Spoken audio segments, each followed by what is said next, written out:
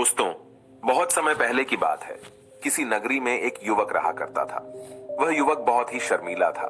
वह इतना शर्मीला था कि जब भी उसके सामने कोई नया व्यक्ति आ खड़ा होता तो वह उससे बात तक नहीं करता था। यहाँ तक कि जिन्हें वह जानता था, पहचानता था, उनसे भी बात करने में उसे बहुत शर्म आया करती थी। वह उनसे भी ठीक से बात नहीं कर पाता था और अपनी इस समस्या के कारण वह खुद ही बहुत परेशान रहता था, क्योंकि वह अपने जीवन में कुछ कर ही नहीं पा रहा था। धीरे धीरे समय बीतता गया और समय बीतने के साथ साथ उस युवक की शर्म आने की आदत भी बढ़ती चली गई, जिस कारण वह अत्यधिक निराश रहने लगा, परेशान रहने लगा, चिंतित रहने लगा। उसे यह समझ नहीं आ रहा था कि वह अपनी इस समस्या से किस तरह से छुटकारा पाए। उसके घर वाले भी अब उसकी इस समस्या को लेकर बहुत चिंतित रहने लगे थे। वे सोचते थे इसका क्या होगा, या अपने जीवन में कुछ कर पाएगा भी या नहीं। जब भी वह कहीं पर काम के लिए जाता तो लोग उसके इस सीधेपन का फायदा उठाते, उसे परेशान करते। वह कुछ ज्यादा कह नहीं पाता था, जिस कारण उसे कोई कुछ भी कह देता और वहां से चला जाता। इन्हीं सब कारणों की वजह से उसका मन कहीं भी किसी भी काम में नहीं लगता। वह हर काम को कुछ ही दिनों में छोड़ दिया करता। उसके मन में बहुत कुछ चल रहा था। उसके मन में विचारों के तूफान उठ रहे थे। वह सबसे बहुत कुछ कहना चाहता था, लेकिन अपनी इस आदत के कारण वह किसी से कुछ नहीं कह पा रहा था। वह अंदर ही अंदर घुटता जा रहा था। सारे विचार, सारी बातें उसके मन में ही दबी पड़ी थी, लेकिन कभी भी वह किसी से भी अपने मन की बात नहीं बताता था। जब छोटा सा बच्चा था तब उसे लोग बहुत पसंद करते थे। उसकी इस आदत को भी लोग सराहते थे, लेकिन इसी आदत की वजह से जब वह बड़ा हो गया, युवा हो गया, तो इसी आदत के कारण उसे अपना जीवन जीने में भी अत्यधिक परेशानियां उठानी पड़ रही थी। और वह युवक भी अपनी इस गलती के कारण बहुत परेशान रहता। अपनी इस एक आदत से छुटकारा पाना चाहता था। वह चाहता था कि वह लोगों से अपने मन की बात खुलकर कह पाए।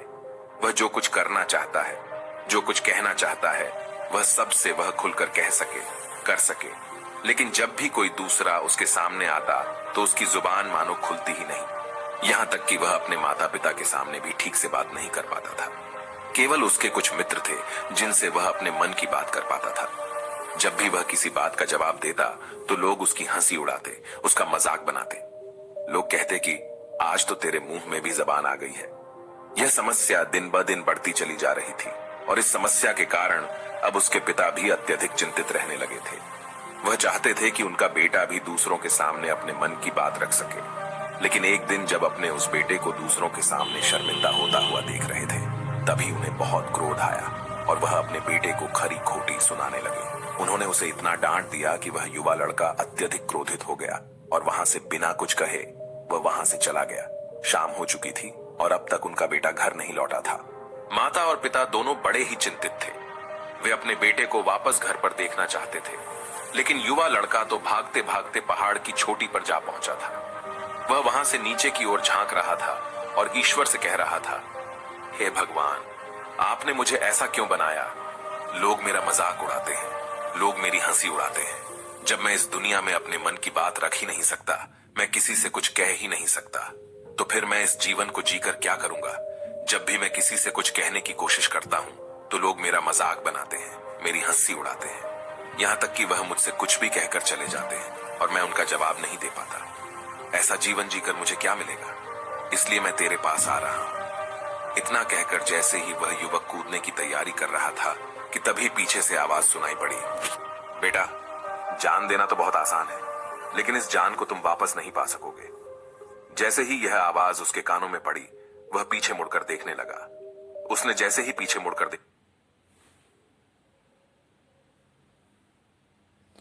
देखा, उसने पाया कि एक बौद्ध भिक्षु उसके पीछे खड़े हैं। उन्हें देखकर वह डर सा गया और अपने कदम पीछे खींच लिए और चुपचाप वहां पर खड़ा हो गया। अपनी आदत के कारण वह उनसे कुछ कह नहीं पा रहा था। तभी बौद्ध भिक्षु उस युवक से कहते हैं, बेटा, क्या बात है? आखिर तुम यहां पर क्या कर रहे हो और तुम अपने इस जीवन को क्यों समाप्त करना चाहते हो? यह अनमोल जीवन बहुत कम लोगों को नसीब होता है और तुम्हें यह जीवन व्यर्थ लगता है। इस पर वह युवक कहता है, नहीं नहीं, कुछ नहीं, मैं तो बस यहां पर खड़ा होकर देख रहा था। तभी बौद्ध भिक्षु उस युवक से कहते हैं, बेटा, मैं जानता हूं कि तुम यहां पर क्या करने आए थे। तुम मुझसे कुछ नहीं छुपा सकते, लेकिन मैं चाहता हूं कि तुम अपनी समस्या मुझसे खुद बताओ। तभी मैं उसका समाधान तुम्हें बता पाऊंगा। यदि तुम चाहते हो कि कोई तुम्हारी मदद करे, तो उसके लिए पहले तुम्हें ही आगे बढ़ना होगा। यदि तुम चाहते हो कि मैं तुम्हारी समस्या का समाधान करूं, तो तुम्हें मुझे अपनी समस्या बतानी होगी, वरना मैं कुछ नहीं कर सकूंगा। उन बौद्ध भिक्षुओं की यह बात सुनकर वह युवक कहता है, नहीं नहीं, मैं ठीक हूं, मैं सच कह रहा हूं। उस युवक की यह बात सुनकर बौद्ध भिक्षु उस युवक से कहते हैं, ठीक है बेटा, यदि तुम नहीं चाहते कि मैं तुम्हारी मदद करूं तो कोई बात नहीं, मैं तुम्हारी बात पर विश्वास कर लेता हूं। लेकिन तुम्हें भी मेरी एक बात पर विश्वास करना चाहिए कि मैं तुम्हारी मदद के लिए ही यहाँ पर आया हूं। तुम चाहो तो तुम अपनी समस्या मुझे बता सकते हो और मैं तुम्हारी इस समस्या का समाधान भी अवश्य करूंगा। इसका जवाब देते हुए युवक उन बौद्ध भिक्षु से कहता है, नहीं नहीं, मैं ठीक हूं, आप जाइए। इस पर वह बौद्ध भिक्षु उस युवक से कहते हैं, ठीक है बेटा, यदि तुम चाहते हो कि मैं यहां से चला जाऊं तो मैं यहां से चला जाता हूं, लेकिन मेरी एक बात याद रखना, मेरे जाने के बाद मैं तुम्हारी कोई मदद नहीं कर पाऊंगा और हो सकता है कि तुम्हारी मदद के लिए कोई और आगे भी ना आए। इतना कहकर बौद्ध भिक्षु पीछे की ओर मुड़े और अपने मार्ग में आगे बढ़ने लगे। वो युवक वहीं पर खड़ा होकर यह सब देख रहा था। जैसे ही वह कुछ दूर पहुंचे, तभी उस युवक ने जोर से आवाज लगाई, हे गुरुदेव, मेरी समस्या बहुत बड़ी है, क्या आप उसका समाधान कर सकेंगे? क्या आप मुझे उसका समाधान दे सकेंगे? यह सुनकर बौद्ध भिक्षु वहीं पर खड़े हो गए। पीछे मुड़कर उन्होंने उस युवक की बात का जवाब देते हुए कहा, बेटा, इस दुनिया में कोई भी ऐसी समस्या नहीं है जिसका कोई समाधान ना हो। यदि तुम मुझे अपनी समस्या बताओगे तो मैं उसका समाधान अवश्य करूंगा। तभी वह युवक उन बौद्ध भिक्षु से अपनी समस्या बताते हुए कहता है, गुरुवर, मेरी एक बहुत बड़ी समस्या है कि मैं शर्मीला हूं, जिस कारण मैं किसी से कोई बात नहीं कर पाता। यहां तक कि मैं अपने मन की बात भी किसी को नहीं बता पाता। जब भी मैं किसी से बात करने की कोशिश करता हूं तो लोग मेरा मजाक उड़ाते हैं, मेरी हंसी उड़ाते हैं।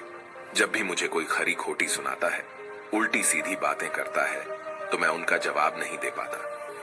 मैं लोगों की तरह चालाक बनना चाहता हूं, लोगों की तरह बातों का जवाब देना चाहता हूं, अपने मन की बात करना चाहता हूं। मैं इस दुनिया के साथ कदम से कदम मिलाकर आगे बढ़ना चाहता हूं। क्या इसका कोई समाधान है?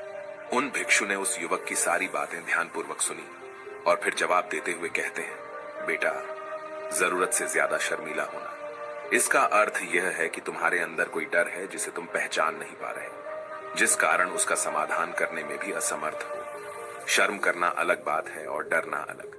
जब हमारे भीतर डर होता है, तब हम कहीं भी, किसी से भी कोई भी बात नहीं कर सकते। हमें चारों तरफ केवल डर ही नजर आता है और हम हर जगह से डरते ही रहते हैं, लेकिन इसे शर्माना नहीं कहते। शर्म तो बस एक हद तक तुम्हें चुप रख सकता है। फिर वह बौद्ध भिक्षु उस युवक से कहते हैं, बेटा, तुम सबसे अधिक किससे शर्माते हो? युवक इसका जवाब देते हुए कहता है, गुरुवर, मुझे अपने पिता से बात करने में बहुत शर्म आती है, मैं उनके सामने कुछ बोल ही नहीं पाता। तभी वह बौद्ध भिक्षु उस युवक से कहते हैं, अच्छा, तो यह बताओ, जब तुम अपने पिता से बात कर रहे होते हो या फिर बात करने का प्रयास करते हो, तो तुम्हारे मन में कैसे ख्याल आते हैं?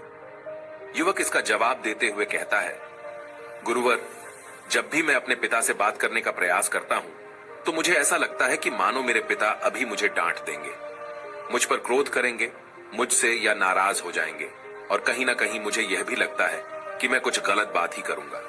यहां तक कि मेरे मन में ऐसे भी ख्याल आते हैं कि शायद मेरे पिता मुझसे प्यार ही नहीं करते। परंतु गुरुवर, आप कहते हैं कि शर्म अलग है और डरना अलग बात है, तो क्या कोई ऐसा उपाय है जिससे मुझे डर ही ना हो? क्या कोई ऐसा रास्ता है जिससे मेरे अंदर का यह डर पूरी तरह से समाप्त हो जाए? कृपा करके मुझे इस समस्या का समाधान बताइए। मुझे अपने इस डर से बाहर निकलना है। मुझे लोगों की तरह अपने इस जीवन को खुलकर जीना है। उस युवक की ये सारी बातें सुनकर बौद्ध भिक्षु उस युवक से कहते हैं, जाओ और अपने पिता से कहो कि मुझे कुछ काम करना है और उसके लिए मुझे आपसे कुछ धन चाहिए। यदि तुम उनसे धन मांगने में कामयाब हो गए तो मैं तुम्हें तुम्हारी समस्या का समाधान अवश्य बताऊंगा। वह युवक काफी घबरा गया। उसने उन गुरुवर से कहा, हे गुरुवर, मुझे यह कार्य न दीजिए, मैं उनसे कुछ नहीं कह पाता। उनके सामने तो मेरी बोलती तक बंद हो जाती है, मैं उनसे धन भला कैसे मांगूंगा? यह बात सुनकर बौद्ध भिक्षु उस युवक से कहते हैं, तब तो तुम्हारी समस्या का कोई भी समाधान नहीं है और न ही तुम कभी भी अपने जीवन को खुलकर जी पाओगे। यह बात सुनकर युवक उन भिक्षुओं से कहता है, गुरुवर, ऐसा न कहे, कृपा करके मुझे कोई और कार्य बताइए, कोई ऐसा कार्य जिससे मेरे अंदर का डर पूरी तरह से समाप्त हो जाए, कोई ऐसा समाधान बताइए।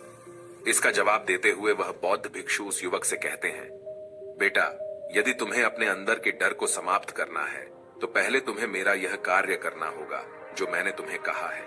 वह युवक घबराकर काफी देर सोच विचार करने के बाद पूर्ण गुरुवर से कहता है, ठीक है, यदि आप चाहते हैं कि मैं इस कार्य को करूं तो मैं इसे करने का पूरा प्रयास करूंगा। इतना कहकर वह युवक अपने घर लौट जाता है। उसे देखकर उसके माता पिता बहुत खुश हो जाते हैं और वह युवक अपने पिता से डरते डरते कहता है, पिताजी, मुझे आपसे कुछ बात कहनी है। इस पर उसके पिता कहते हैं, बोलो, क्या बात है? युवक आगे कहता है, पिताजी, मैं कुछ काम करना चाहता हूं और उसके लिए मुझे आपसे कुछ धन चाहिए। क्या आप मुझे कुछ धन दे सकते हैं? इतना सुनकर उस युवक के पिता ने उसकी ओर ध्यान से देखा। काफी देर देखने के बाद वह खुशी से झूम उठे और तुरंत ही उन्होंने कुछ धन अपने पुत्र के हाथों पर रख दिया और कहने लगे, बेटा, इतना धन काफी है कि तुम्हें और चाहिए। इसके जवाब में वह युवक अपने पिता से कहता है, नहीं नहीं पिताजी, इतना काफी है, मैं इतने से काम चला लूंगा। वह युवक उस धन को लेकर तुरंत दौड़ा दौड़ा उन बौद्ध भिक्षु के पास लौटा और जो धन उसने अपने हाथों में ले रखा था उसे दिखाते हुए वह कहता है, गुरुवर, जैसा आपने कहा था, मैं धन लेकर आपके पास आ चुका हूं। मैंने अपने पिता से धन मांग लिया है।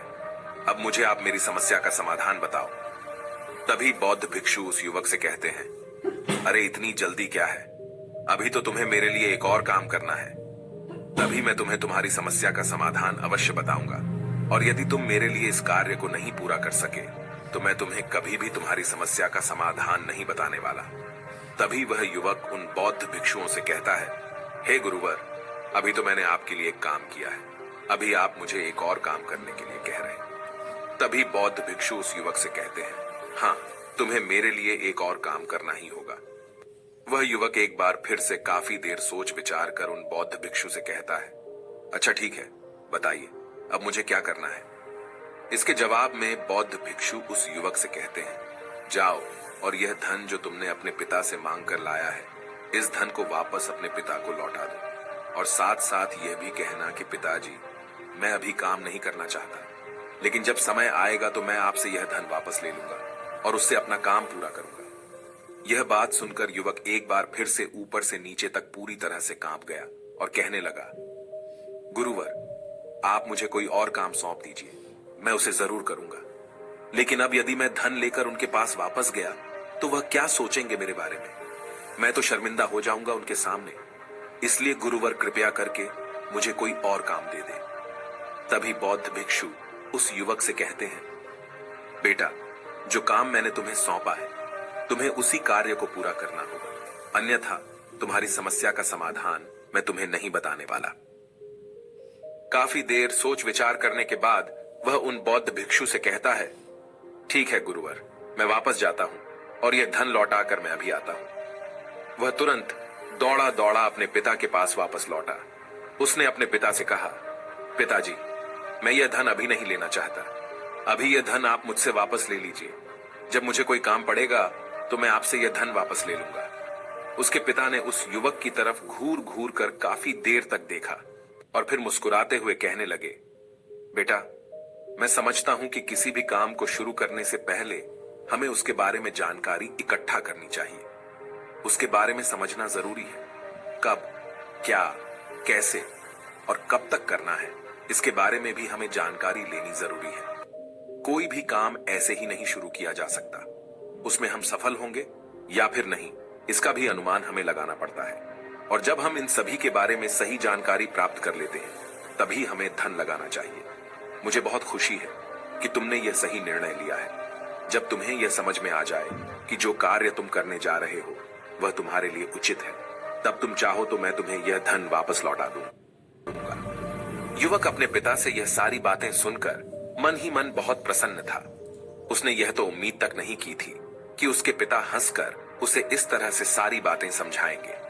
वह मन ही मन यह सोच ही रहा था कि तभी उसके पिताजी उसके और करीब आए और अपनी उस युवा बेटे को गले से लगा लिया। जैसे ही उसके पिता ने उस युवक को गले से लगाया, उसको बहुत अच्छा महसूस हुआ। उसका आत्मविश्वास, उसका हौसला और बढ़ता गया। उसके बाद युवक वापस पुण्य गुरुवर के पास लौटा और कहने लगा, गुरुवर, जैसा आपने कहा था मैंने बिल्कुल वैसा ही किया है। मैंने धन अपने पिता को वापस कर दिया है। अब तो कृपया करके मुझे मेरी समस्या का समाधान बता दीजिए। तभी बौद्ध भिक्षु उस युवक की तरफ देखकर मुस्कुराते हैं और इस युवक से कहते हैं, बेटा, इतनी जल्दी क्या है? अभी तो तुम्हें मेरे लिए एक और काम करना ही पड़ेगा। वह युवक कहता है, महाराज, आप आखिर मुझसे बार बार इस तरह से काम क्यों करवा रहे हैं? क्या आपके पास मेरी समस्या का कोई समाधान नहीं है? कहीं आप मुझे बेवकूफ तो नहीं बना रहे? जिस तरह से लोग मुझे बेवकूफ बनाते हैं, क्या आप भी मेरे साथ वही तो नहीं कर रहे? आपने कहा, जाओ अपने पिता से पैसे मांग कर लाओ। मैंने पैसे मांग कर लाए। आपने फिर कहा, जाओ ये पैसे अपने पिता को लौटा कर आओ। मैंने आपके कहे अनुसार बिल्कुल वैसा ही किया और अब आप कह रहे हैं कि मैं आपके लिए एक और काम करूं। नहीं, ये मुझसे नहीं होगा। तभी बौद्ध भिक्षु उस युवक की तरफ देखकर मुस्कुराते हैं और कहते हैं, बेटा, बस यह आखिरी काम है और यह बहुत सरल भी है। तुम जैसे ही इस कार्य को पूरा करोगे, मैं तुम्हें वचन देता हूं कि मैं तुम्हारी समस्या का समाधान तुम्हें अवश्य बताऊंगा। इस पर वह युवक फिर से एक बार सोच विचार करता है और उन बौद्ध भिक्षु से कहता है, ठीक है, लेकिन यह आखिरी काम जो मैं आपके लिए करूंगा, बताइए मुझे क्या करना है? तभी बौद्ध भिक्षु एक मूर्ति निकालकर उस युवक के हाथ में थमा देते हैं। वह मूर्ति दिखने में बहुत ही साधारण सी थी, लेकिन वह बौद्ध भिक्षु उस युवक से कहते हैं, बेटा, तुम्हें इसे बाजार में ले जाना है, इसे बेचना है और इसके बदले में तुम्हें 100 सोने के सिक्के लेकर आने हैं। जब तुम यह करने में सफल हो जाओगे, तभी मैं तुम्हें तुम्हारी समस्या का समाधान तुम्हें बता पाऊंगा। वह युवक उस मूर्ति को अपने हाथ में लेकर बड़े ही गौर से देखता है और उन बौद्ध भिक्षुओं से कहता है, हे गुरुवर, यह तो बड़ी ही साधारण सी मूर्ति लग रही है, मानो मिट्टी की बनाई गई हो। इसके लिए भला 100 सोने के सिक्के मुझे कौन देगा? कहीं आपका माथा फिर तो नहीं गया है?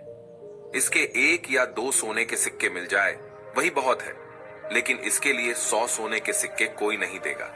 तभी बौद्ध भिक्षु उस युवक से कहते हैं, बेटा, मैंने जो तुम्हें काम सौंपा है, यदि तुम उसे पूरा करोगे तभी तुम्हें तुम्हारी समस्या का समाधान मिल पाएगा, अन्यथा तुम चाहो तो अपने घर लौट सकते हो। फिर से वही अपने पुराने जीवन में, जहां लोग तुम्हारा मजाक बनाते हैं, लोग तुम्हें डराते हैं, सताते हैं। मैं तुम्हें यहां अपने डर को निकलने में तुम्हारी मदद कर रहा हूं। तुम मेरे यह काम करके अपने डर को धीरे धीरे भगा पाओगे। मेरे इस काम को पूरा कर दो, तुम्हें सब समझ आ जाएगा। वह युवक उन बौद्ध भिक्षुओं की बात सुनकर मन ही मन यह विचार करता है कि मुझे तो मेरी समस्या का समाधान किसी भी हालत में चाहिए, जिस कारण वह उस मूर्ति को उठाकर बाजार की ओर चल पड़ता है। बाजार पहुंचकर वह एक जगह चुपचाप उस मूर्ति को लेकर खड़ा हो जाता है और इंतजार करने लगता है कि कोई आएगा और उसे उस मूर्ति के बारे में पूछेगा और तब वह उस मूर्ति के लिए 100 सोने के सिक्के की मांग करेगा। देखते ही देखते काफी समय बीत गया, लेकिन अभी तक उसके पास कोई भी व्यक्ति नहीं आया था। उसने आसपास देखा तो लोग चिल्ला चिल्ला कर अपने सामानों को बेच रहे थे, जोर जोर से आवाज लगा रहे थे। उसने भी सोचा, यदि मुझे अपनी इस मूर्ति को बेचना है तो मुझे भी जोर जोर से आवाज लगानी होगी। उस युवक ने चिल्लाना शुरू किया, लेकिन वह इतनी जोर से नहीं चिल्ला पा रहा था। उसकी आवाज उसे खुद तक सुनाई नहीं पड़ रही थी, तो भला उसकी आवाज को दूसरे कैसे सुनते, जिस कारण उसे कोई भी व्यक्ति खरीदने के लिए तैयार नहीं था।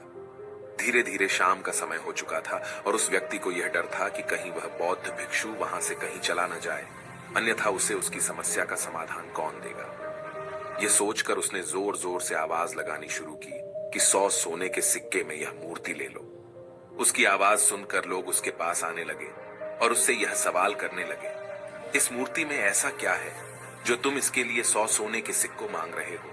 इसके अंदर ऐसा कुछ तो खास होगा ही। युवक काफी देर सोच विचार कर उस युवक से कहता है, नहीं नहीं, मुझे कुछ नहीं पता, मैं तो बस यह मूर्ति यहां पर बेचने आया हूं। तभी उसमें से एक युवक उस युवक से कहता है, अगर ऐसी बात है तो इस मूर्ति को कोई नहीं खरीदने वाला।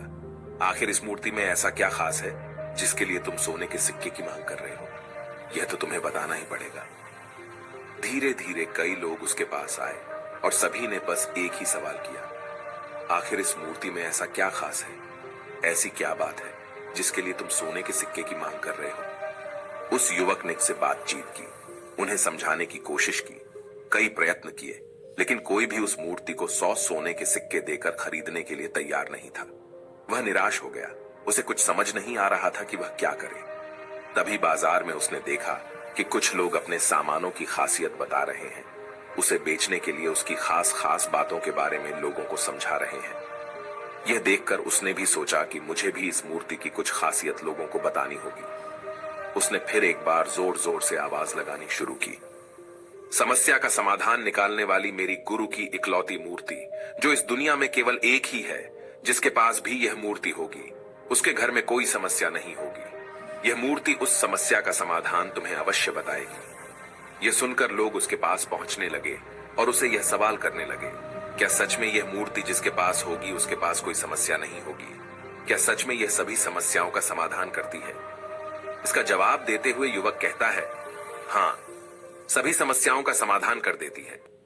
यदि आप इस मूर्ति को ले जाते हैं, आपके घर में कोई भी समस्या होगी तो उसका समाधान ये आपको अवश्य बताएगी।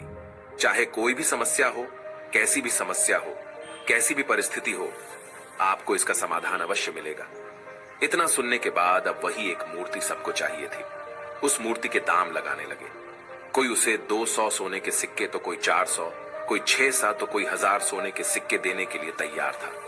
उस मूर्ति की कीमत लगातार बढ़ती जा रही थी। जैसे जैसे लोगों को पता चलता जा रहा था कि यह मूर्ति लोगों की समस्या का समाधान करती है, लोग उसे किसी भी कीमत पर खरीदने के लिए तैयार हो गए थे। अब वह युवक भी आत्मविश्वास के साथ और जोर से चिल्ला रहा था, लोगों को उस मूर्ति के बारे में समझा रहा था, बता रहा था। अब उसके मन में कोई डर नहीं था। वह लोगों को उस मूर्ति के बारे में पूरे आत्मविश्वास के साथ, बिना घबराए, उस मूर्ति की खासियत बताने में लगा हुआ था, जिस कारण लोग उस पर भरोसा कर रहे थे। और वह भरोसा लोगों की नजरों में नजर भी आ रहा था। जैसे जैसे अंधेरा होता गया, लेकिन लोगों की भीड़ मानो कम होने का नाम ही नहीं ले रही थी। लोग उस मूर्ति को खरीदना चाहते थे। उस युवक ने जोर से आवाज लगाई कि मुझे क्षमा करें, यह मेरे गुरु की मूर्ति है और मैं इसे बेचना नहीं चाहता। इतना कहकर वह युवक उस मूर्ति को लेकर वापस खाली हाथ लौट आया और उन गुरुवर के पास पहुंचा और उन गुरुवर से कहने लगा, हे गुरुदेव, आपका बहुत बहुत धन्यवाद। इस मूर्ति ने मेरी समस्या का समाधान कर दिया। मुझे समझ में आ गया कि मेरी क्या समस्या थी। हालांकि मैं इसे बेचकर सोने के सिक्के तो आपके लिए नहीं ला पाया, लेकिन मुझे मेरी समस्या का समाधान अवश्य मिल गया। आपका बहुत बहुत धन्यवाद। इस बात को सुनकर बौद्ध भिक्षु उस युवक से कहते हैं, बेटा, मैंने तुम्हारी समस्या का समाधान नहीं किया है। तुमने तो खुद ही अपनी समस्या का समाधान किया। अपनी समस्या तुमने खुद ही सुलझाई है। तुम्हारे मन में हजारों सवाल थे। मैं यह करूंगा तो लोग क्या कहेंगे, मेरे बारे में क्या सोचेंगे। यदि मैं अपना मुंह खोलूंगा तो लोग मेरे पर हंसेंगे। यदि मैंने मुंह खोला तो मैं कुछ गलत ही करूंगा। ऐसे कई सारे विचार तुम्हारे मन में थे। ऐसे कई सारे डर तुमने अपने मन में पाल रखे थे।